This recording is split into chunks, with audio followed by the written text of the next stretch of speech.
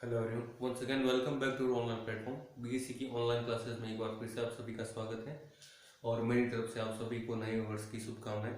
I hope आप सभी का नया वर्ष मंगलमय हो। देखिए, हम शुरू करते हैं। पिछले लेक्चर में हमने बात की थी ग्रुप की होमोमॉर्फिज्म के बारे में। देखिए, होमोमॉर्फिज्म क्या होती हैं, क्या उसकी प्रॉपर्टीज होती है, वो हमने सीखा था। क्या उसकी डेफिनेशन थी? उसकी सिंपल सी डेफिनेशन थी कि अगर आपका कोई भी एफ जो कि जी से किसी जी डैश के लिए परिभाषित हो, जहाँ की जी के लिए अगर अपनी स्टार ऑपरेशन हो और जी डैश के लिए स्मॉल ओ ऑपरेशन हो, तो आपका एक रिजल्ट हुआ करता था F of A star B that is equal to F of A of F of B. तो अगर ऐसा हो जाए फॉर एवरी ए बी, किसके हुआ करते थे? अपने ग्रुप जी के। तो यही हुआ करती थी अपनी किसकी? होमोमॉर्फिज्म की डेफिनेशन। उसके अलावा हमने बात की थी होमोमॉर्फिज्म के टाइप्स की, जिसमें हमने मोनोमॉर्फिज्म, इपीमॉर्फिज्म, एंडोमॉर्फिज्म, आइसोमॉर्फिज्म, ग्रुप होमोमॉर्फिज्म और एक क्या था, टोटल 6 टाइप्स पढ़े थे, जिसमें अपन ने पढ़ा था ऑटोमॉर्फिज्म। ऑटोमॉर्फिज्म तक की अपनी बात हो गई थी। अपना इसी का नेक्स्ट टॉपिक है कर्नेल ऑफ होमोमॉर्फिज्म। सबसे इंपॉर्टेंट ही है, तो थोड़ा ध्यान रखिए आप। कर्नेल ऑफ होमोमॉर्फिज्म,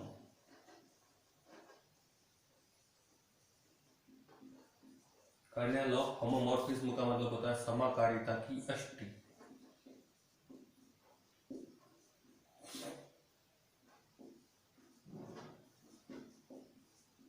समाकारिता की अष्टी। देखो, क्या होती है समाकारिता की अष्टी, यानी कि कर्नेल ऑफ होमोमॉर्फिज्म। परिभाषा की बात करते हैं तो मैं मान लेता हूं, माना जी वही स्टार संख्या के लिए और एक बोल देता हूं जी डैश स्मॉल ओ ऑपरेशन के लिए। जी तथा जी डैश दो ग्रुप है। क्या है? दो ग्रुप है।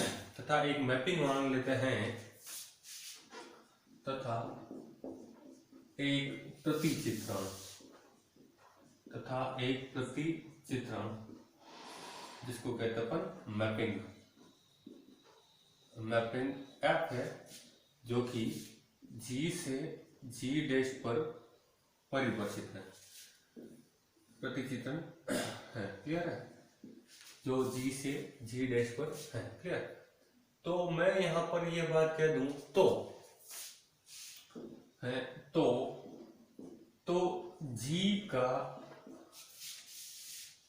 एक उपसमुच्चय, जी का एक उपसमुच्चय यानी कि क्या? Subset of group G, subset of group G. देखिए, मैं सबसेट बोल रहा हूं, मैं सब ग्रुप नहीं बोल रहा हूं। क्या है? उपसमुच्चय है, उपग्रुप नहीं है। कि कुछ इस तरह का हो कि उसमें आपका निहित हो एक्स, जहां की ये एक्स किसका होना चाहिए? आपके जी का होना चाहिए। किसका होना चाहिए? जी का। और उस x की अगर अपन मैं मैपिंग ले लूं, यानी कि अगर मैं उसका fx ले लूं, तो उस fx की वैल्यू आपको मिल जाए e डैश। क्या मिल जाए? e डैश, जहां की e डैश आपके ग्रुप g डैश का क्या हो? तत्समक अवयव हो। जहां की e dash group g dash का क्या है? तत्समक अवयव है, तत्समक अवयव है। और ये सेट हो गया बंद। कहने का मतलब ये है कि के कोई इस तरह का सेट है जिसमें आपका x पड़ा है, जहाँ की x आपका g का बिलोंग करता है। और यदि यदि मैं इस x की मैपिंग ले लूँ, यानी fx ले लूँ, तो उसका आंसर आपका e डैश आना चाहिए, जहाँ की ये e डैश किसको बिलोंग करना चाहिए? g डैश को बिलोंग करना चाहिए। तो इस k को क्या कहते हैं अपन? इस k को ही इस ग्रुप जी के लिए समाकारिता की अष्टी कहते हैं। जी का उपसमुच्चय को क्या कहते हैं? समाकारिता की अष्टी। किसके लिए? एफ के लिए। को मैपिंग एफ के लिए को एफ की अष्टी कहते हैं। को एफ की अष्टी, एफ की एष्टी। एफ है क्या? एफ है यहाँ पर क्या है? एफ आपकी होमोमॉर्फिज्म है। क्यों? क्योंकि जी से जी डैश के लिए वैलिड है। तो एफ की एष्टी यानी कि homomorphism of kernel of homomorphism, है ना, एफ की एस टी,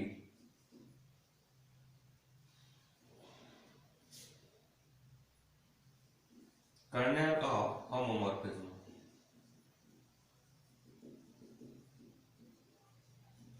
तो इस के को ही, सेट के को ही आप क्या कहते हैं, एफ की एस टी कहते हैं। देखिए बहुत इंपॉर्टेंट डेफिनेशन है, तो मैं इसको एक बार फिर से समझा देता हूं। ये कह रहा है कि यदि आपके पास G और G डैश कोई दो ग्रुप हो और उस ग्रुप में जो उसकी मैपिंग क्या है, F, जो कि G से G डैश के लिए वैलिड है, ठीक है। तो इस G का एक ऐसा सबसेट, G का एक ऐसा सबसेट जिसमें एक एलिमेंट बड़ा हो X, और X किसका होना चाहिए, G का होना चाहिए ऑब्वियसली, और उस X की अगर मैं मैपिंग ले लूं, यानी कि उसका fx निकालूं, तो उसका उत्तर क्या आ जाना चाहिए, ई डैश, जहां की ई डैश होना क्या चाहिए, उस सामने वाले ग्रुप का तत्समक अवयव आइडेंटिटी एलिमेंट होना चाहिए। क्या होना चाहिए, आइडेंटिटी एलिमेंट। कहने का मतलब देखिए मैं इसको मैपिंग की सहायता से समझा रहा हूं। ये मान लीजिए आपका कोई भी एक ग्रुप है G, और इधर मैं ये मान लेता हूं ये आपका क्या है, ग्रुप G डैश है। देखिए एकदम गोल तो नहीं बना है, जैसा भी बना है अच्छा बना है। तो देखिए ये है अपना G डैश, और यहां मैं एक मैपिंग शो कर लेता हूं आपकी, क्या है ये, F, क्लियर। तो देखिए चश्मे जैसा लग रहा है छोटा बड़ा, पर ये चश्मा नहीं है, अपनी एक मैपिंग है। तो इस G में, G से G डैश में वैलिड है, तो G का उप समुच्चय, क्या, G का उप समुच्चय, ये जो अपन ने डाल देते इसमें एक उप समुच्चय, क्लियर। तो G के उप समुच्चयों का एक ऐसा सेट होगा कि जिसकी अगर मैं एक मैपिंग ले लूं, तो उसका उत्तर आपका सामने वाले सेट का क्या आना चाहिए, आइडेंटिटी एलिमेंट आना चाहिए। तो देखिए कैसा आएगा, कुछ भी ले लीजिए इसके, तो उसका उत्तर आना चाहिए क्या, ई डैश, और इसमें कौन पड़े रहेंगे आपके, ई, जी के लिए तो क्या पड़े रहेंगे, ई, तो उसकी मिरर इमेज आपको क्या मिल जाए, ई डैश। तो ये जो आपका अंदर वाला ये गोला नहीं है, एक तरह का सेट है छोटा सा, तो इस सबसेट को, एक्चुअली ये पूरा सेट तो आपका जी है, इस सेट का छोटा सा भाग जो कि आपका सबसेट होगा, वही आपका क्या कहलाएगा, कर्नेल, कर्नेल ऑफ एफ, किसका कहलाएगा, इस एफ मैपिंग का कहलाएगा। बात समझ में आ रही है मेरी। इस मैपिंग की सहायता से वापस समझने की कोशिश कीजिए कि एफ आपकी एक मैपिंग है जो कि जी से जी डैश के लिए वैलिड है। तो इस जी का एक सबसेट, जी का एक सबसेट है जो कि कौन है, मान लेते हैं के है, क्या है, के है, इसको नाम क्या दिया आपने, के। तो ये के कुछ ऐसा होगा कि इसके अंदर के सभी अवयवों की मैपिंग आपको मिल जाए ई डैश, क्या मिल जाए, ई डैश, और जहाँ की ई डैश क्या है आपके इस जी डैश का क्या है, आइडेंटिटी एलिमेंट हो। तो ये जो आपका सेट के है वो इस एफ के लिए क्या कहलाएगा, कर्नेल कहलाएगा। और एफ आपकी है क्या, यहाँ पर जी से जी डैश जा रही है, जी से जी डैश के लिए जाने वाली मैपिंग एफ को अपन क्या कहते हैं, होमोमॉर्फिज्म कहते हैं। ये बात हमने पिछले लेक्चर में क्लियर कर ली थी। तो ये थी इसकी समाकारिता के अष्टी की परिभाषा, यानी कि कर्नेल ऑफ होमोमॉर्फिज्म। देखिए बहुत इंपॉर्टेंट चीज है ये, इसलिए अपने इतनी डिटेल में पढ़ी है। तो आई होप आपको कर्नेल ऑफ होमोमॉर्फिज्म का ये छोटा सा टॉपिक समझ में आया होगा, क्लियर। तो इसको मैं फिलहाल इरेज कर लेता हूं। इस पर बेस्ड अपने अब एक थ्योरम है, केलेस थ्योरम। क्या है, केले की थ्योरम है। केले बनाना वाला नहीं, केले नाम है, केला हैमिल्टन एक्चुअली, इसलिए इसका शॉर्ट में नाम दे रखा है केले। देखिए क्या है,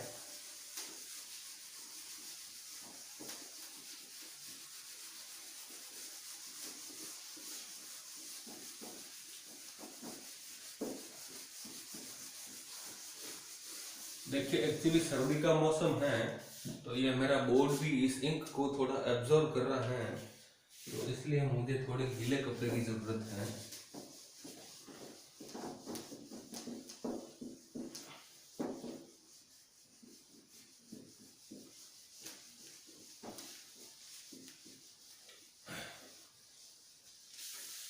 देखिए ये तो हम साफ कर लेंगे, कोई नहीं, पर अपने माइंड से अलजेब्रा साफ नहीं होनी चाहिए, थोड़ा इस बात का आप ध्यान रखें, है ना। तो देखिए क्या हो जाएगा, मैं थ्योरम का स्टेटमेंट लिख देता हूं आपके। थ्योरम है केलेस थ्योरम।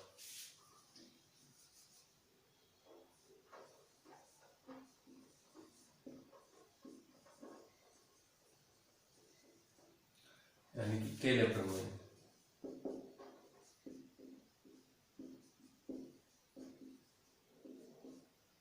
और इसका स्टेटमेंट कुछ ऐसा है कि ये कहता है प्रत्येक परिमित ग्रुप के किसी क्रमचय ग्रुप के प्रत्येक परिमित ग्रुप किसी क्रमचय ग्रुप के तुल्यकालिक होता है। प्रत्येक परिमित ग्रुप, यहां से लिख देता है,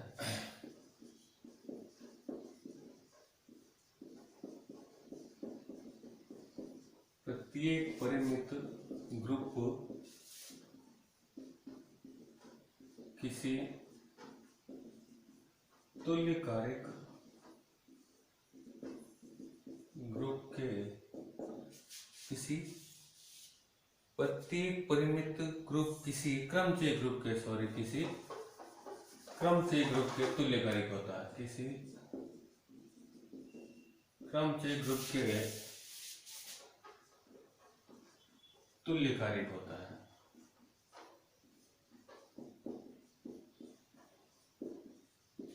इंग्लिश में भी लिख देते हैं ताकि बाय लैंग्वेज आपको भी थोड़ी सहूलियत हो। ये है every finite group is isomorphic to some permutation group. Every finite group is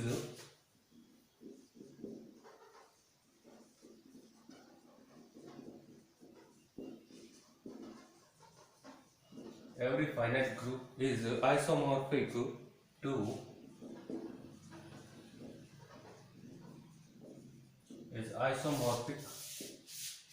to some permutation groups.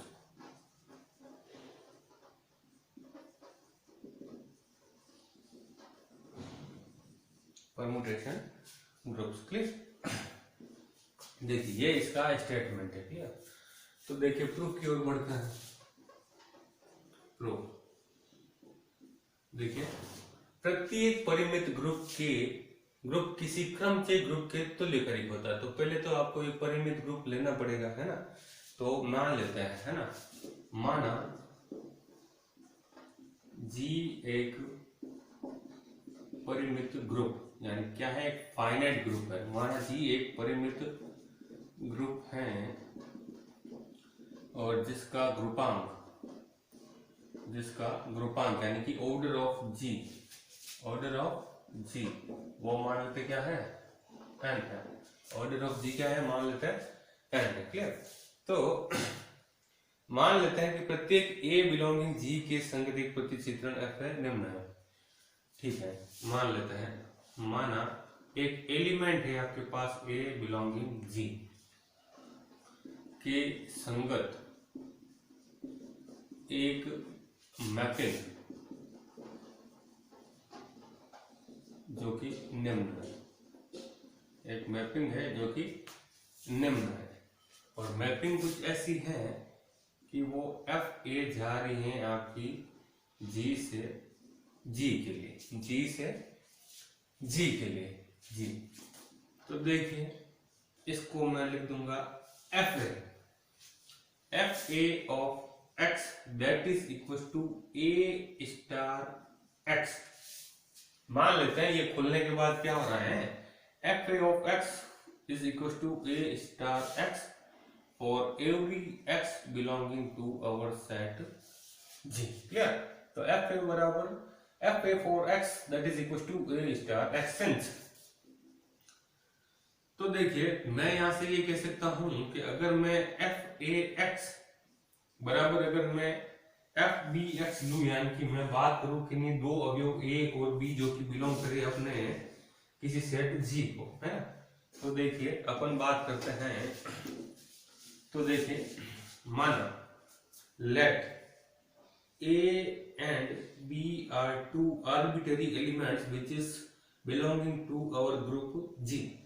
In this case, we take f of ax is equals to f of bx। मान लेते हैं कुछ ऐसा हो रहा है कि f ax बराबर है किसके, f bx के। Since in this case f ax किसके बराबर होगा, a स्टार x के,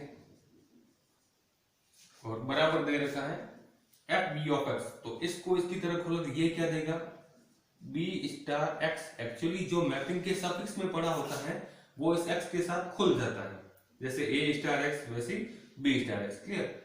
अब देखिए एक्चुअली यहाँ से कुछ कट रहा है ना, कट रहा है क्या, एक्स एक्स कट रहा है, किस साइड से कट रहा है आपका, लेफ्ट साइड से कट रहा है, सॉरी राइट साइड से कट रहा है ना। तो देखिए क्या आ जाएगा, सॉरी अपन ने एक एलिमेंट लिया था यहाँ पर x और y लेना है, सॉरी एक गलती कर दी छोटी सी, तो F A x that is एक एलिमेंट ले लेते हैं, एफ ए वाई ले लेते हैं, एक मैपिंग पूरी ले ली अपन ने अलग एक्स और वाई के लिए। तो दो एलिमेंट में कुछ ऐसे लेड कर रहा हूँ, एक्स वाई और किसके हैं, जी के हैं। तो देखिए इन दिस केस ये क्या हो जाएगा, ए स्टार एक्स, तो ये क्या हो जाएगा, ए स्टार वाई हो जाएगा, ये क्या हो जाएगा आपका ए स्टार वाई हो जाएगा। क्लियर। अब देखिए यहाँ ए से ए आपका कैंसिल हो रहा है और किस साइड से हो रहा है, लेफ्ट साइड से, तो बाय लेफ्ट कैंसिलेशन लॉ, वाम निरसन नियम की सहायता से हम क्या कह सकते हैं कि ए से ए तो कैंसिल हो गया, तो बचा क्या, x बराबर y बचा। आपने किया क्या था, आपने उनकी मैपिंग बराबर ली थी और आपके अवयव बराबर मिल गए। ऐसा कब होता है, जब आप fx1 और fx2 को बराबर लेकर चलो और अगर आपका x1 और x2 बराबर मिल जाए तो आप कहते हैं भैया ये जो आपका f है वो क्या है, 1 1 है, यानी कि एक एक ही है। तो इसका मतलब f a ये क्या है, यहाँ पर 1 1 है। तो देखिए यहाँ पर f a is 1 1, f a is 1 1, क्योंकि आपने मैपिंग बराबर लेकर चल रहे हैं, अपने अवयव बराबर मिल जाए। तो ऐसा तभी होता है जब अपने f क्या हो, 1 1 हो, यानी कि क्या है, एक एक ही हो, f क्या होगी अपनी एक एक ही। अब देखिए थोड़ा सा इधर लिखिए, अब चूंकि आपकी मैपिंग किस से किस में जा रही है, जी से जी में, खुद से खुद में परिभाषित है, क्योंकि एफ ए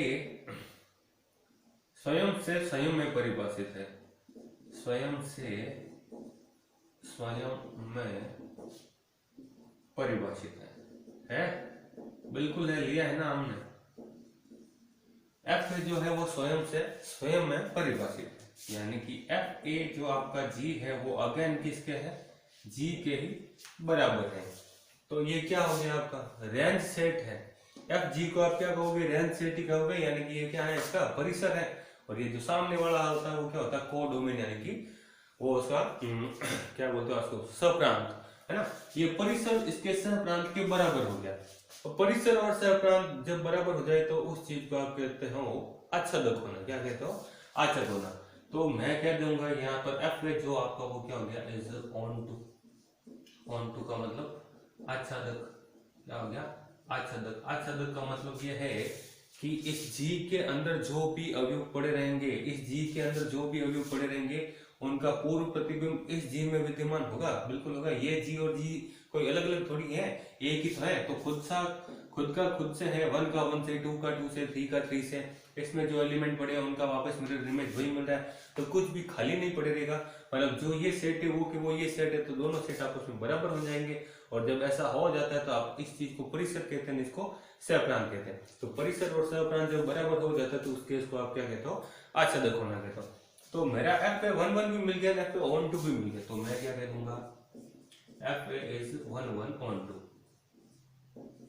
1 1 ऑन टू, यानी कि मतलब एफ ए क्या हो गया आपका एक एक ही आच्छादक हो गया। एक एक ही आच्छादक हो जाए, यदि कोई सेट आपका एफ एक एक ही आच्छादक हो जाए तो उस सेट को मैं ग्रुप जी का एक क्रम से कह सकता हूं। ये इसकी एक बेसिक डेफिनेशन होती है। तो मैं यहां लिख सकता हूं कि अतः एफ ग्रुप जी का एक क्रम से है, एक क्रम से होगा। क्या होगा, क्रम से होगा। ये तो क्या है अपने क्वेश्चन का आधा प्रूफ। परिमित ग्रुप लिया था और कहां तक पहुंच गए हो, क्रमचय ग्रुप तक आप पहुंच गए। अब क्रमचय ग्रुप से आपको कहां तक पहुंचना है, तुल्य करेगा, यानी कि आइसोमॉर्फिज्म तक। आइसोमॉर्फिज्म तक पहुंचने के लिए आपको 3 सीढ़ियों की जरूरत होती है। 3 सीढ़ी यानी कि 3 पॉइंट्स आपके क्लियर होने जरूरी हैं। कल हमने पढ़ा था आइसोमॉर्फिज्म आप कब प्रूव करते हैं, जब पहला केस वो 1 1 हो, वो मैपिंग आपकी ऑन टू हो, और तीसरी बात हमने कही थी वो खुद ही क्या हो, होमोमॉर्फिज्म हो। 1 1 और होमोमॉर्फिज्म होगी कोई भी मैपिंग, तभी तो अपन क्या कहेंगे वो मैपिंग क्या है, आइसोमॉर्फिज्म।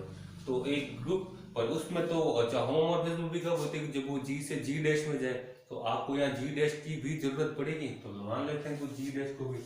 तो देखिए मैं इसको थोड़ा इरेज कर लेता हूँ, ठीक है।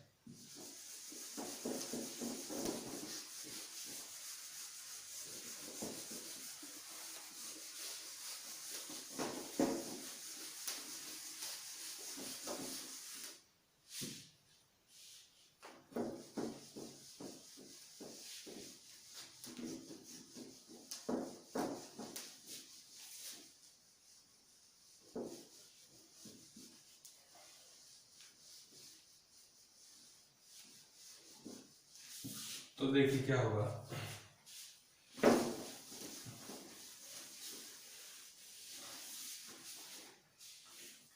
देखिए इन दिस केस आपने क्रम चय तक तो पहुंचा दिया, ठीक है। अब मैं एक सेट जी डैश मान लेता हूं, तो जी डैश के लिए कुछ काम कर लिया जाए, तो मान लेते हैं नाउ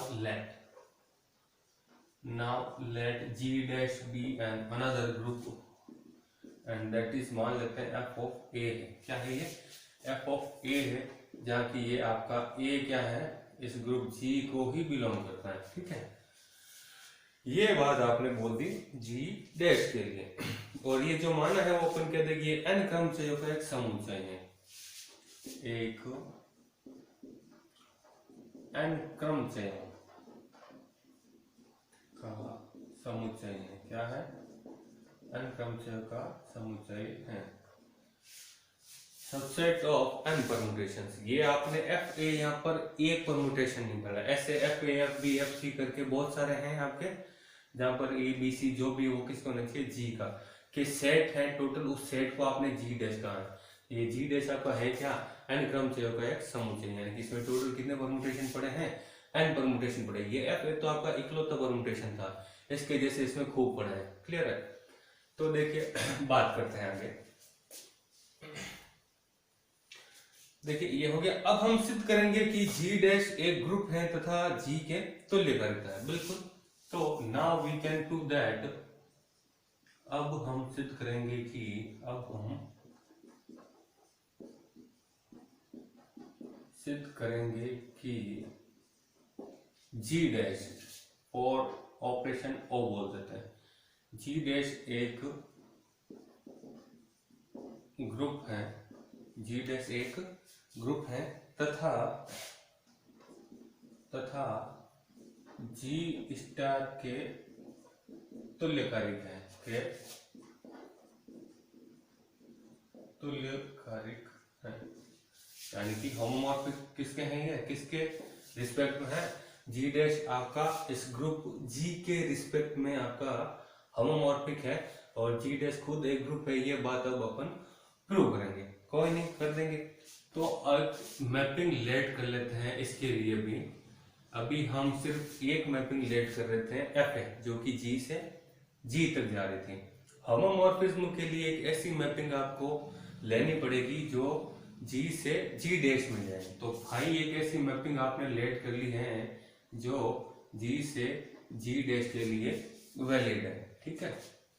तो यहां से मैं लिख देता हूं पाई of A that is f, pi of a that is equals to f, where a is belonging to our set g, clear। तो देखिए अपन बता देते हैं इसको कि ये पाई क्या है कि f है, और जो कि क्या है a belonging to g है, क्लियर। यहां तक अपन ने बात कर ली। अब मैं दो एलिमेंट मान लेता हूं। Now for any two elements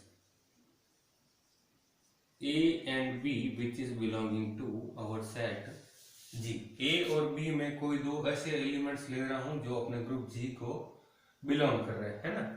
तो इस केस में मैं क्या कह सकता हूं, इस केस में मैं ये कह सकता हूं कि मैं इनकी मैपिंग को क्या कर लेता हूं, बराबर लेकर चल लेता हूं। तो मेरा क्या रिजल्ट मिलेगा, फाई ऑफ ए और फाई ऑफ बी को मैं क्या कर लेता हूं, बराबर ले लेता हूं। तो देखिए क्या मिलेगा, यहां से फाई ऑफ ए किसके बराबर है, एफ ए के। तो 5b किसके बराबर होगा? ऑब्वियसली fb के बराबर होगा। अब मैं एक काम कर रहा हूँ, इनके दोनों के साथ में x ऑपरेट करवा रहा हूँ, तो 5a of x that is equal to 5b of x where every x is belonging to our set g। ये बात भी अपन बता रहे थे, x किसका होगा? हमेशा g का होगा। ठीक है, अब देखिए fa ऑफ x कहीं जाना पहचाना लग रहा है क्या? fa ऑफ x को हमने जब परिभाषित किया था शुरू में, तब इस चीज को हमने लिखा था a स्टार x लिखा था, और इसका आंसर क्या आएगा?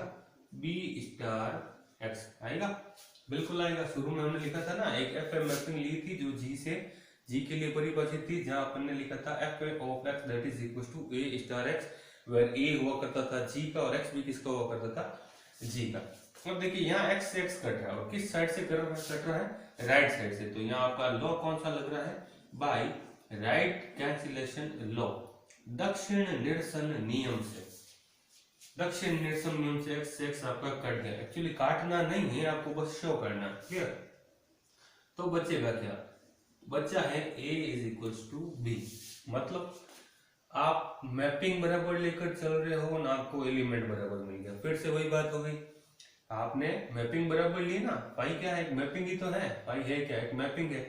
मैपिंग आपने बराबर लेकर चले हैं, आपको अवयव बराबर मिल गया है।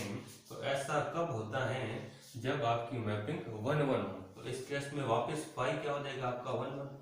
पाई इज 1 1, पाई इज 1 1, यानी कि पाई क्या हो जाएगा आपका? 1 1 ही हो जाएगा। देखिए अपन स्टेप बाय स्टेप चल रहे हैं।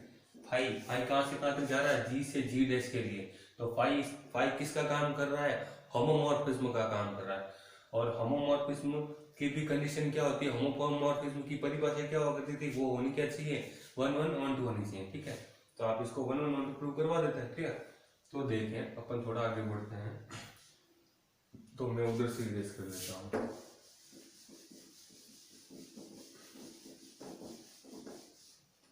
तो देखिए क्या मिलेगा। फाइव को आपने 1 1 1 2 प्रूव कर दिया। ठीक है, अब देखिए, अब फाइव कहां से कहां तक जा रही है? जी से जी डैश के लिए। और क्या जी और जी डैश दोनों ही फाइनाइट ग्रुप थे? बिल्कुल थे, क्वेश्चन ने खुद ने कहा था ये बात, तो है ना।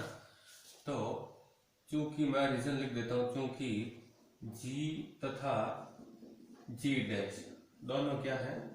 परिमित है। दोनों परिमित ग्रुप है। क्या है? दोनों परिमित ग्रुप है। तो परिमित ग्रुप होने का मतलब क्या है? परिमित ग्रुप होने का मतलब है ये है कि इनमें जो भी नंबर ऑफ एलिमेंट्स है वो टोटल क्या है? काउंटेबल है। मतलब इस जी डैश के अंदर जो भी अवयव पड़े हैं उनका मिरर इमेज किस में पड़ा है?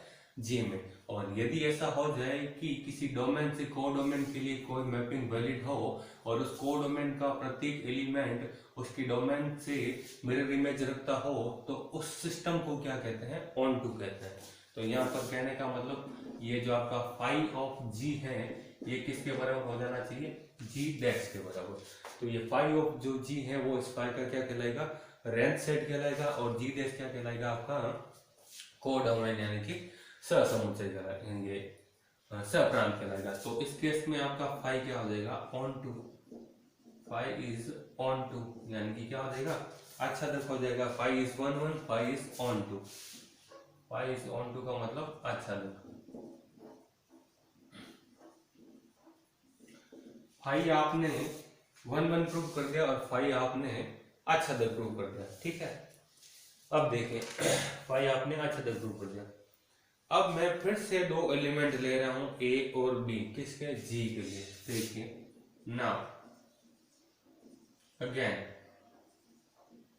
Late A and B are two elements which is belonging to our set G. In this case five of ले रहे हो आप ए बी, है ना। तो five of A star B कितना मिल जाएगा? एक आपने नया एलिमेंट ले लिया ए स्टार बी, है ना। तो उसका रिजल्ट क्या आएगा? Five of A that is F A, जो अंदर ब्रैकेट में होता है वो एफ के सफिक्स में चला जाता है। जो अंदर ब्रैकेट में होता है वो एफ के सफिक्स में चला जाता है। तो अंदर जो ब्रैकेट में है वो एफ के सफिक्स में जाएगा, मतलब ए स्टार बी एफ के सफिक्स में चला जाएगा। क्लियर?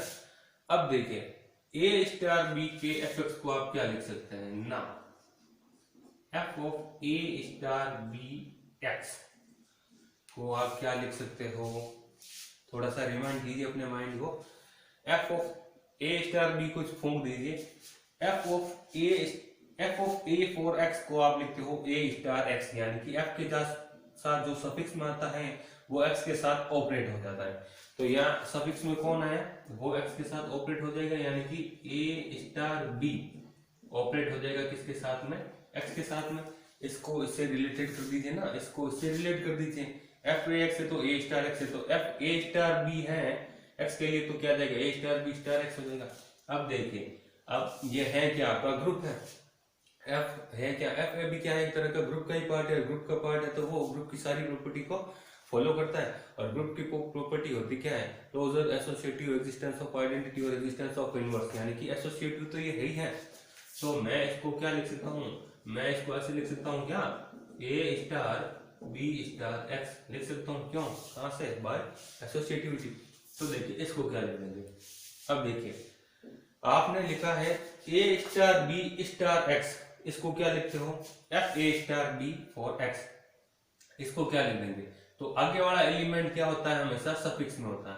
तो ये लो साहब, आगे वाला एलिमेंट लगा दिया अपन ने सफिक्स में और अंदर वाला पड़ा है, यानी कि बी स्टार आपके पास एक्स पड़ा है, क्लियर।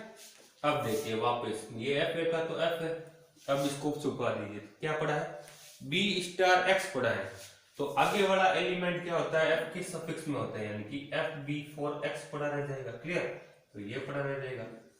अब देखिए, अब आप इसको क्या लिखेंगे, आप इसको लिखेंगे एक तरफ क्या क्या मिल गया, आपका कंपोजिट फंक्शन मिल गया, संयुक्त फलन मिल गया। तो आप इसको क्या लिखेंगे, F A of F B, F A of F B for X, और इधर क्या चल रहा है आपका F of A star B for X, यही चल रहा है।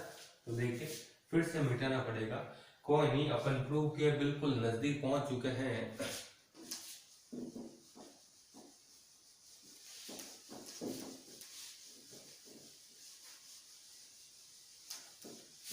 तो देखिए क्या मिलेगा,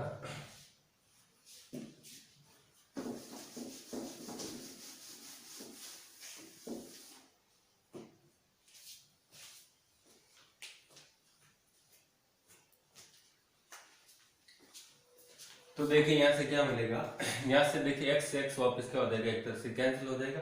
तो आपका मिलेगा क्या, आपका मिलेगा F of A star B that is equal to F A of F B, F A of F B, clear. इसको अपन कुछ नाम दे देते हैं, इसको मैं इक्वेशन फर्स्ट कह देता हूं और इसको मैं इक्वेशन सेकंड कह देता हूं। देन बाय इक्वेशन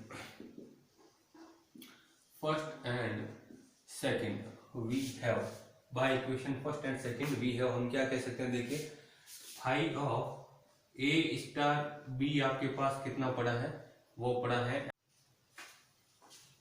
तो देखिए phi of A star B हमारे पास कितना पड़ा है, ये पड़ा है F of A star B, phi of A star B बराबर F of A star B, equation number first से, क्लियर।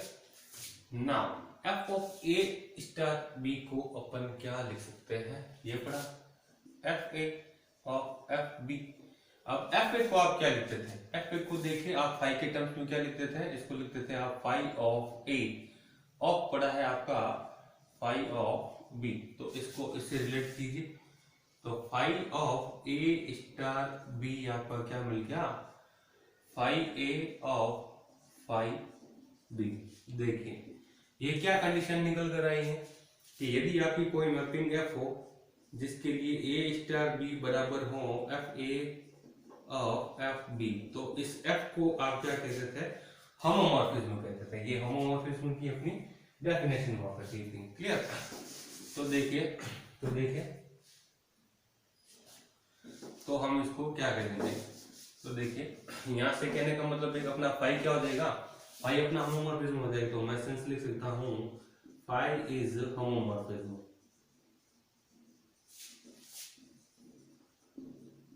होमोमॉर्फिज्म फ्रॉम कहां से कहां तक, जी to ji dash.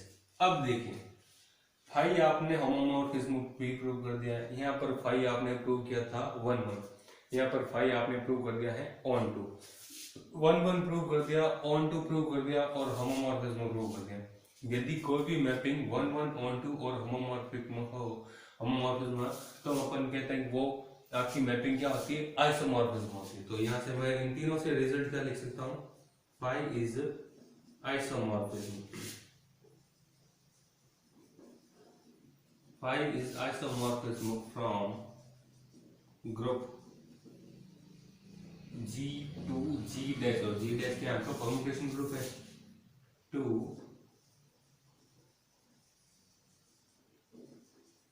Permutation group G dash, क्योंकि G dash को आपने क्या लिया था, सेट ऑफ परम्यूटेशन से तो लिया था। तो फाई आपका आइसोमॉर्फिज्म हो जाएगा कहां से, G से G डैश के लिए, और यही आपका प्रूफ है। तो इसकी लास्ट लाइन आप लिख दीजिए कि G आपकी आइसोमॉर्फिज्म है किसके लिए, G डैश के लिए, और यही होता है आपका आइसोमॉर्फिज्म का साइन। तो आई होप आपको केले थ्योरम और ये आपका आज का टॉपिक आइसोमॉर्फिज्म समझ में आया होगा। तो फिर मिलते हैं नेक्स्ट लेक्चर में कुछ नए टॉपिक के साथ, तब तक थैंक यू।